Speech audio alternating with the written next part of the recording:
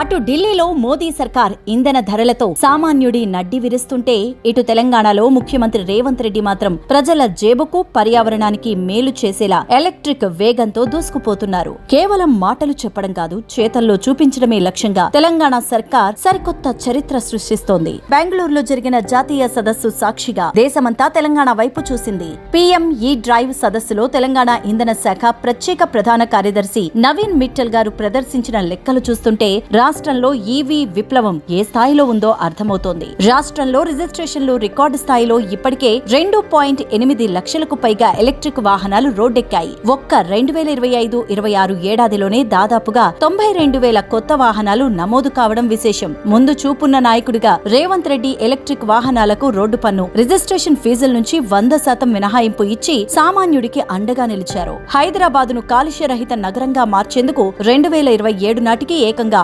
2,800 electric బస్సులను ప్రవేశపెట్టడమే లక్ష్యంగా సర్కార్ పనిచేస్తోంది. నిజానికి దేశంలో చమురు ధరలు ఆకాశాన్ని తాకుతుంటే ప్రజల్లో వస్తున్న వ్యతిరేకతను డైవర్ట్ చేసేందుకు కేంద్రం ఇప్పుడు ఈవీ ముసుగు వేసుకుంటోందన్న విమర్శలు వస్తున్నాయి. కానీ తెలంగాణలో పరిస్థితే వేరు. ప్రజల ఆరోగ్యంపై ఉన్న ప్రేమతో, పర్యావరణంపై ఉన్న బాధ్యతతో రేవంత్ రెడ్డి సర్కార్ ఏడాది క్రితమే ఈ దిశగా అడుగులు వేసింది. కేంద్రం డ్రామాలు ఆడుతుంటే తెలంగాణ మాత్రం 1,063 ఛార్జింగ్ స్టేషన్లతో దేశంలోనే అత్యంత తక్కువ సేవా రుసుముతో వినియోగదారులకు ఊరట ఇస్తోంది.